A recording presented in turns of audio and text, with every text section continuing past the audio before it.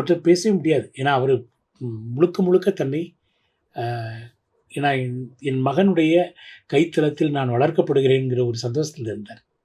இந்த 3 ஆண்டுகள் மனோஜ் தான் முழுக்க பார்த்து கொண்டது. அப்பா வந்து ஒரு விழாவுக்கு போகிறதா இருந்தாலும் சரி, படப்பிடிப்புக்கு போகிறதா இருந்தாலும் சரி, அப்பாவை யார் சந்திக்கணும்னாலும் சரி, மனோஜ்கிட்ட பெர்மிஷன் வாங்கி தான் போகணும், அனுமதி வாங்கி தான் போகணும். அப்படி தான் இருந்தது இந்த ஒரு 2 ஆண்டுகளாகவே. அப்போ அவர் இன்னமும் கவனத்துக்கு உட்பட்டார்.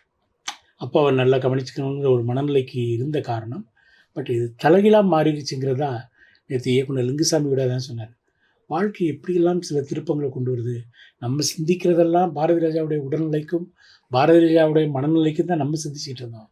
இப்படி ஒரு சம்பவம் நிகழ்ந்ததுங்கிறது நம்மளுக்கே தாங்க முடியல, அப்புறம் அப்பாவுக்கு எப்படி தாங்குவார்? அப்படி ஒரு சூழல் தான் அமைஞ்சது. ஸோ அதனால் நேற்று அவரை பார்க்குறக்கே எங்களுக்கு முடியலை. நானும் ரஜினி சாருடைய சம்பந்தி வணங்காமுடி, வசந்தபவன் ரவி 3 பேர் தான் போனோம். நான் போகிறப்ப நக்கீரன், கோபால் இவங்களாம் வெளியில் வந்தாங்க. ரொம்ப என்ன நிறைய பேர் சொல்லுவாங்க, அது இப்படி நடந்துடக்கூடாது, அப்படி நடந்துடக்கூடாது. காலத்தின் கையில் நம்ம இல்லை.